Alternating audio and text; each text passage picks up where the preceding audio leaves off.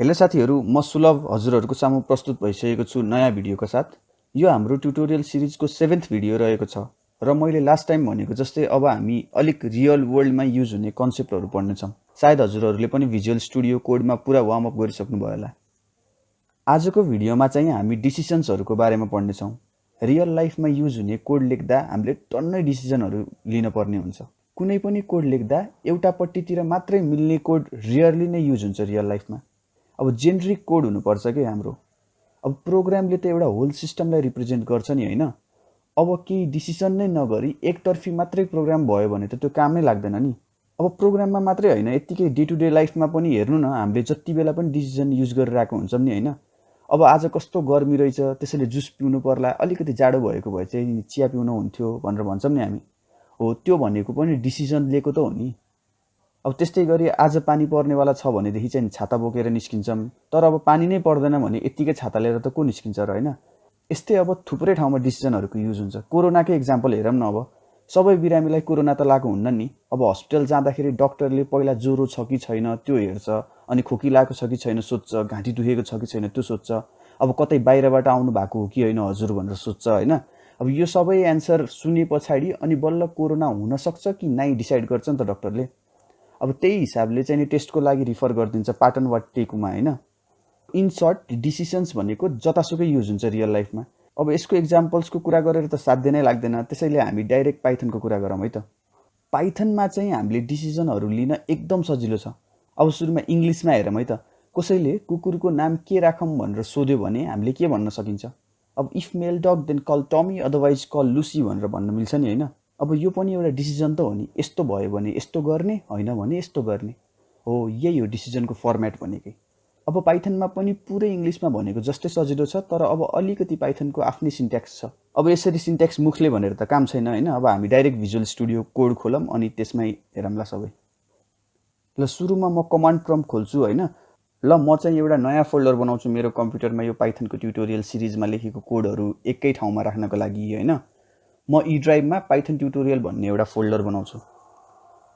अनि त्यो फोल्डरभित्र गएर म कोड स्पेस 1_decision.py भनेर लेख्छु। यसले भिजुअल स्टुडियो कोड खोल्छ र आफै फाइलको नाम चाहिँ 1_decision.py राख्छ।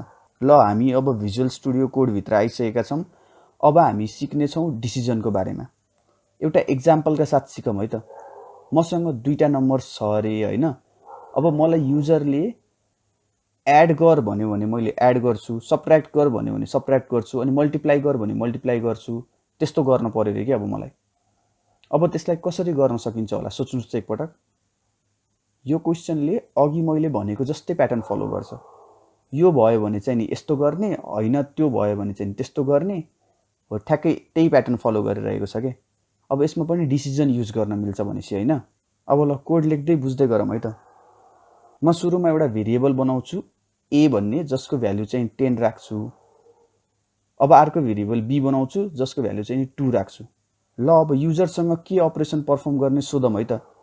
त्यसको लागि मैले ओपी भन्ने भेरिएबल बनाउँछु अनि इक्वल्स टु गरेर input what operation do you want to perform भनेर सोध्छु। मैले यसमा इन्टमा कन्भर्ट गरेको छैन है, किनभने हामीले युजरसँग नम्बर इनपुट माग्न खोजेको होइन, स्ट्रिङ नै माग्न खोजेको। ल अब युजरले सपोज सम भनेर इनपुट देला रे हैन। अब युजरले सम भन्यो भने हामीले ए प्लस बी गरेर रिजल्ट प्रिन्ट गर्न पर्यो। अब त्यसै गरी सबट्र्याक्ट भनेर भन्यो भने ए माइनस बी गरेर रिजल्ट प्रिन्ट गर्न पर्यो। अब यस्तो डिसिजन लिन पर्ने केसमा हामीले पाइथनको इफ स्टेटमेन्टको युज गर्छौँ। यसको सिन्ट्याक्स हेरौँ है त पहिला। स्क्रिनमा देख्न सक्नुहुन्छ सिन्ट्याक्स। सिन्ट्याक्स रहेको छ इफ, अनि हामी कन्डिसन लेख्छौँ, अनि त्यस पछाडि एउटा कलन लेख्छौँ। अब यो कन्डिसनले चाहिँ ट्रु या फल्समा रिजल्ट दिन्छ। यदि रिजल्ट ट्रु आयो भने चाहिँ हामीले तल लेखेको स्टेटमेन्टहरू एक्जिक्युट हुन्छ, नभए हुँदैन। सिम्पल एज द्याट होइन त। तर यसमा एउटा कुरा नोटिस गर्नुभयो कि नै, हामीले इफ कन्डिसन पछाडि जुन स्टेटमेन्ट नयाँ लाइनमा लेखेको छौँ नि, त्यसलाई अलिकति भित्र लेखेको छौँ। यो भनेको पाइथनको इन्डेन्टेसन हो। हजुरले डाइरेक्ट नयाँ लाइनमा कोड लेख्नु भयो भने पाइथनले एरर थ्रो गर्छ, किनभने पाइथनले इफ कन्डिसन पछि त्यसको स्टेटमेन्ट ब्लक खोज्छ र पाइथनले स्टेटमेन्ट ब्लक पत्ता लगाउने भनेको इन्डेन्टेसनले गर्दाखेरि हो। इनफ्याक्ट इन्डेन्टेसन भनेको पाइथनको एकदमै कोर हो। हजुरले अब जावा वा सी++ मा कोड लेख्दा कर्ली ब्रेसेसहरूको युज गर्नुहुन्थ्यो होला नि हैन। हो पाइथनमा चाहिँ कर्ली ब्रेसेसहरू हुँदैन। त्यसैले अब कहाँबाट कोड स्टार्ट भएको र कहाँ इन्ड हुन्छ भनेर थाहा पाउन चाहिँ पाइथनले इन्डेन्टेसनको प्रयोग गर्छ र यो एकदमै इम्पोर्टेन्ट छ। हामी पछि अरू कोडहरूमा पनि इन्डेन्टेसनको चर्चा गर्नेछौँ। अहिलेको लागि यति बुझौँ कि इफ कन्डिसनको स्टेटमेन्ट चाहिँ इन्डेन्टेड ब्लकमा लेख्नुपर्छ। अगाडि कतिवटा स्पेस दिने भनेर सोध्नु होला अब कतिले होइन, एउटा ट्याब दिँदा हुन्छ। ल अब कोड चाहिँ लेखौँ न है। म इफ लेख्छु अनि स्पेस दिएर OP double equals to sum भनेर लेख्छु अनि कलन दिन्छु। अब ओपी भनेको युजरले इनपुट गरेको अपरेसन हो नि होइन। अब मेरो कन्डिसन चाहिँ OP double equals to sum छ। अब यदि ओपीको भ्यालु पनि सम नै रहेछ भने यो एक्सप्रेसनले ट्रु रिटर्न गर्छ, होइन भने फल्स रिटर्न गर्छ।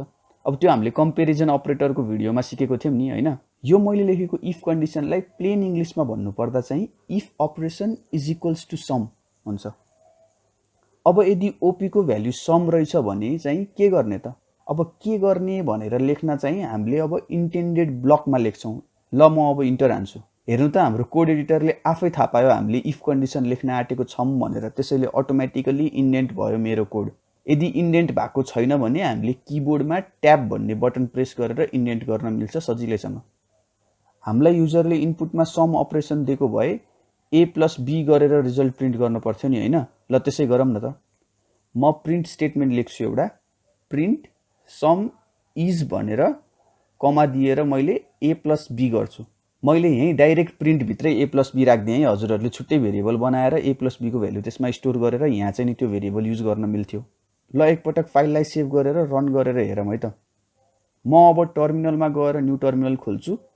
मैले यो फाइल अघि छुट्टै फोल्डरमा बनाएको थिएँ नि हो। अब म त्यहाँ रन गर्नको लागि त्यही फोल्डरभित्र जानुपर्छ, त्यसैले अब म त्यो फोल्डरभित्र जान्छु सुरुमा। ल अब मैले पाइथन स्पेस 1_decision.py गरेर इन्टर गर्छु। ल what operation do you want to पर्फर्ममा म अहिलेको लागि सम लेखेर इन्टर गरिदिन्छु है त। ल हेर्नुहोस् त रिजल्ट आयो। 10 र 2 को सम 12 नै त हो नि होइन। कति सजिलो है इफ कन्डिसन लेख्न। तर अब हामीले स्टार्टिङमा के भनेको थियौँ याद गर्नुहोस् त, कोड जेनेरिक हुनु पर्यो। युजरलाई सम मात्र निकाल्न दिएर त भएन नि हाम्रो होइन। सबट्र्याक्ट गर्न भनेको छ भने युजरले के हुन्छ अब। ल एकपटक फेरि रन गरेर हेरौँ है त यो कोडलाई। यसपालि चाहिँ म अपरेसनमा सबट्र्याक्ट हाल्छु अनि इन्टर हान्छु। हेर्नुहोस् त केही पनि प्रिन्ट नै नभई क्लोज भयो हाम्रो प्रोग्राम त। भनेपछि हाम्रो कोड त फ्लप खायो नि होइन। एकपटक हामी फेरि कोडतिर हेरौँ है त। हामीले if operation is sum then print sum is A plus B भनेर त लेख्यौँ। तर अब सबट्र्याक्ट भयो भने चाहिँ नि के गर्ने भनेर त लेखेकै छैन नि होइन। अब सबट्र्याक्टको लागि पनि लेखौँ है त यसरी नै। म यही माथिको इफ कन्डिसनलाई कपी गरेर तल पेस्ट गरिदिन्छु। अब यहाँ समको सट्टामा चाहिँ सबट्र्याक्ट लेख्छु अनि तल प्रिन्ट स्टेटमेन्टमा चाहिँ डिफरेन्स इज लेखेर ए माइनस बी लेखिदिन्छु ए प्लस बीको सट्टामा। अब त्यसै गरी म मल्टिप्लाई र डिभाइडको लागि पनि लेख्छु, त्यही माथिकै कपी गरेर पेस्ट गर्ने त हो नि होइन। ल अब कपी पेस्ट पनि गरियो होइन। अब कोडलाई फेरि रन गरेर हेरौँ है त। ल अब अपरेसनमा म यसपालि सबट्र्याक्ट हान्छु अनि इन्टर हान्छु। ल रिजल्ट आयो। अब फेरि एकपटक रन गरेर हेरौँ। टर्मिनलमा अघि हजुरले पाइथन स्पेस फाइल नेम लेखिसक्नु भयो नि होइन, त्यसैले पटक पटक फेरि त्यही लेखिरहनु पर्दैन। किबोर्डमा अप एरो की प्रेस गर्नुहोस्, आफै आउँछ त्यो। ल यसपालि चाहिँ म मल्टिप्लाई गर्छु है त। रिजल्ट हेर्न सक्नुहुन्छ स्क्रिनमा हजुरहरूले। ल अब यो त भयो होइन, सजिलै लाग्यो नि होइन हजुरहरूलाई।